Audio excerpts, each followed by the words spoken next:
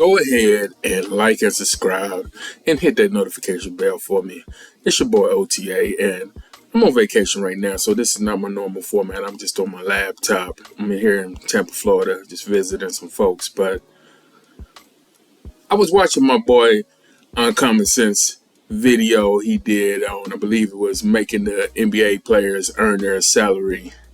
And I completely agree with everything he was saying on there, but I wanted to address a few of the points that he pointed out. He talked about player empowerment. And the interesting thing that he mentioned in that video, he talked about not knowing if these new fans were actually fans of the sport or just more fans of the players' personalities and their off-court persona, which is a very important thing that I feel this way, and I agree with it because whenever you have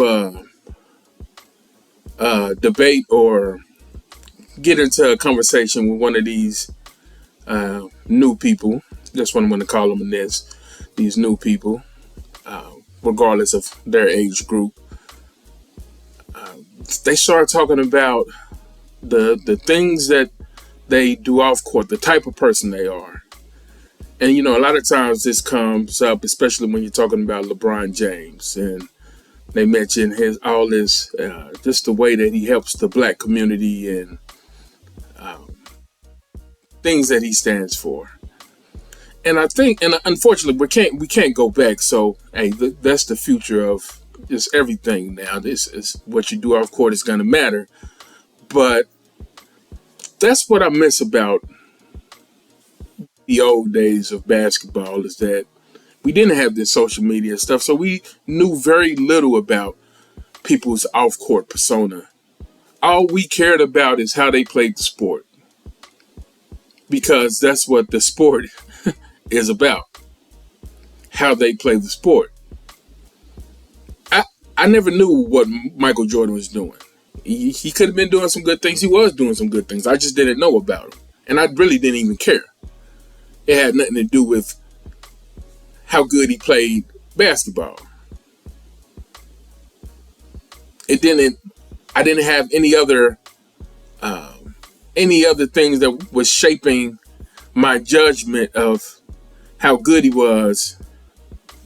And matter of fact, you know, Michael Jordan is a good one to mention, because as we find out later, as more things start coming to surface, he was a very unlikable person. It's probably I don't want to say a mean-spirited person, but he wanted to win above everything, above friendships, above being a nice guy. He wanted to win.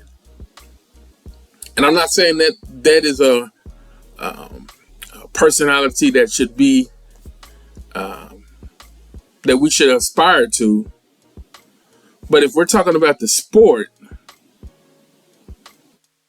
if being the way that he was helped him be better at the sport, we should at least all be able to agree that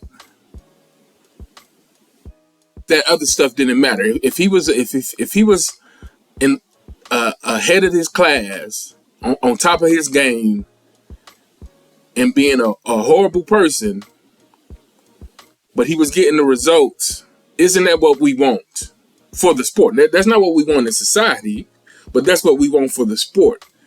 We want people doing whatever it takes to be the best they can at that sport, to make that sport enjoyable to watch. And somewhere along the lines, we've lost that. We've lost sight of what matters. So, it's hard to argue with people nowadays when you're just talking about how good somebody is as a basketball player, and they want to bring up all kind of other shit that doesn't have anything to do with basketball. Second thing, like I said, I wanted to address this player empowerment movement. And here is a very unpopular take, but I'm not for it. Ideally, it seems good, but first let me backtrack. This talking point that you will hear a lot of times of, and not just in basketball, in any sport really is, the owner player relationship is sort of like slavery. First thing I will like to say, you are right a little bit, because I do remember about how Harriet Tubman was only making a few $1 million, and the owners was making a lot more. So that's a good comparison. But on a realer note, that is some stupid shit. Anybody making a livable wage should never compare themselves to a slave, because slaves were not making a livable wage.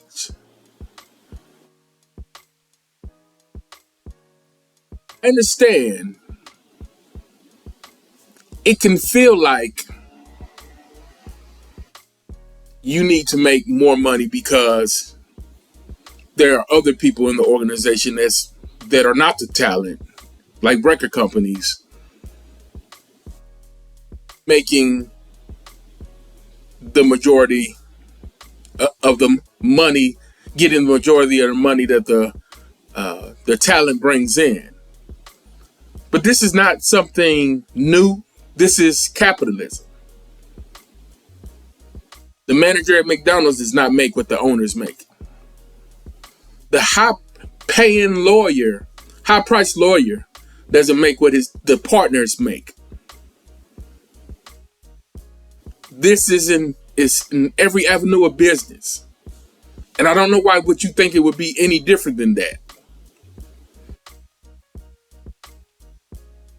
What this player empowerment has actually done is made the game less exciting and made the game, I think about football.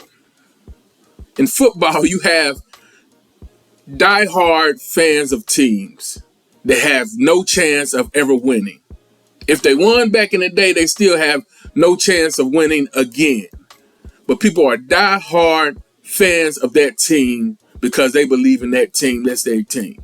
It's hard to do that now with basketball, because you just have players switching from team to team.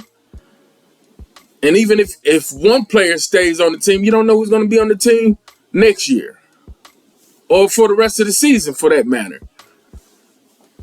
It just gets very hard to watch. And no doubt this has a lot to do with the NBA's failing viewership. There's no